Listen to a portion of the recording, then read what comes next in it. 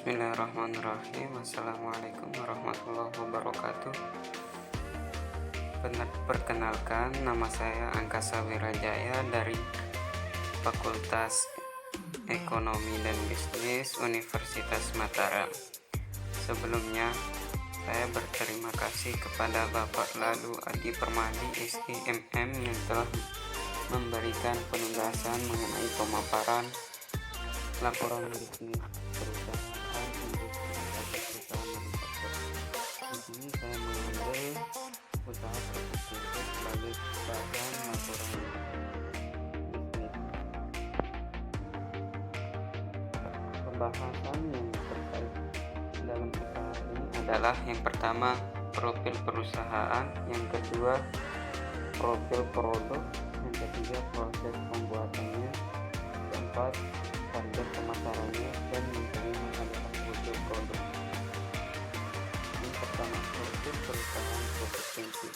Nama pemilik usaha ini adalah Bapak Supardi. Alamat usaha Jalan Tuan Guru Haji Abdul Karim, Grogol, Kecamatan Kediri, Nusa Tenggara Barat. Tahun berdiri 1967. Kegiatan usaha Krupuk Tempe. Luas pabrik 13 meter kuadrat. Jenis dan kategori usaha perseorangan dan UMKM. Yang kedua, profil produk. Krupuk tempe adalah olahan makanan ringan yang berbahan dasar tepung dan kedelai. Jenis makanan ringan ini sangat digemari kebanyakan masyarakat di Indonesia. Beberapa daerah di Indonesia menjadikan krupuk tempe sebagai oleh-oleh atau buah tangan khas dari daerah tersebut. Salah satunya adalah Lombok. Hal ini juga ikut menunjang berkembangnya kegiatan di sektor industri dan bisnis pusat oleh-oleh makanan, yang salah satu produk yang unggulnya yaitu krupuk tempe khas Lombok ini. Akan tetapi, terdapat penurunan pada industri krupuk tempe akibat melambungnya harga kedelai yang menghambat pasokan bahan baku kedelai. Yang berikutnya adalah proses pembuatan.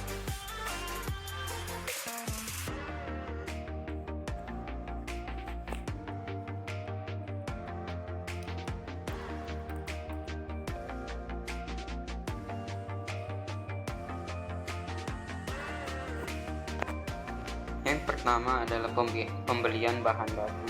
Tentu saja dalam proses pembuatan suatu makanan atau produk, yang pertama yang harus disiapkan itu adalah bahan baku. Sebelum melakukan proses produksi, perusahaan Krupuk Tempe ini membeli bahan baku berupa tepung terigu, air masako, dan minyak goreng terlebih dahulu. Yang berikutnya adalah pencucian dan perendaman kedelai. Dalam tahap selanjutnya yaitu perendaman dan pencucian kedelai dengan bersih. Pencucian dan perendaman kedelai ini bertujuan untuk membersihkan biji kedelai. Biasanya kedelai ditempatkan di dalam sebuah bak atau ember dan dilakukan pencucian. Setelah kedelai dicuci bersih, kemudian ditaruh di dalam dandang untuk melakukan perendaman supaya kedelai menjadi mengembang. Proses selanjutnya itu menyampur semua bahan baku. Proses ini dilakukan untuk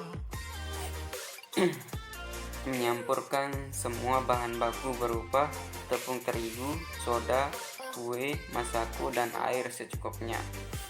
Yang berikutnya adalah pengadukan bahan baku. Dalam proses ini, yaitu semua bahan baku yang telah dimasukkan ke dalam satu wadah yang kemudian diaduk sampai semua bahan tersebut menyatu dengan merata dan mengembang. Yang berikutnya adalah memasukkan bahan baku ke dalam cetakan. Dalam proses pemasukan bahan baku ke cetakan ini dilakukan supaya bahan baku terbentuk dengan baik. Yang kemudian adalah pengukusan. Dalam tahap pengukusan ini, adonan akan melewati proses pengukusan terlebih selama 2 jam. Yang kemudian adalah proses pendinginan, yang dimana dalam proses pendinginan ini adonan yang sudah selesai dalam tahap pengukusan selanjutnya diangkat dan dikeluarkan dari cetakan, yang kemudian ditaruh di tempat yang sudah disediakan untuk proses pendinginan. Waktu yang diperlukan dalam pendinginan ini kurang lebih selama 1 jam. Proses selanjutnya yaitu pemotongan atau pengirisan. Pemotongan atau pengirisan ini yaitu pemotongan adonan yang sudah didinginkan tersebut. Yang kemudian proses selanjutnya adalah penggorengan. Setelah tahap penjemuran selesai dan adonan tersebut mengering, adonan tersebut diangkat dari tempat penjemuran lalu dibawa ke tempat penggorengan dan digoreng. Proses selanjutnya yaitu pembungkusan. Adonan yang sudah menjadi kerupuk akan dimasukkan ke dalam plastik yang sudah ditentukan ukurannya. Proses yang selanjutnya yaitu penjualan. Penjualan ini dilakukan setelah membungkus adonan tersebut, yang kemudian dijual kepada pemasok kerupuk dan pasar-pasar kecil yang menjual kerupuk. Proses selanjutnya yaitu pemasaran. Perusahaan kerupuk tempe dalam memasarkan produknya bisa melalui berbagai macam cara, seperti mengirimkan produk ke pasar-pasar terdekat, memasarkan sendiri, dan menjualnya di toko-toko kecil lainnya.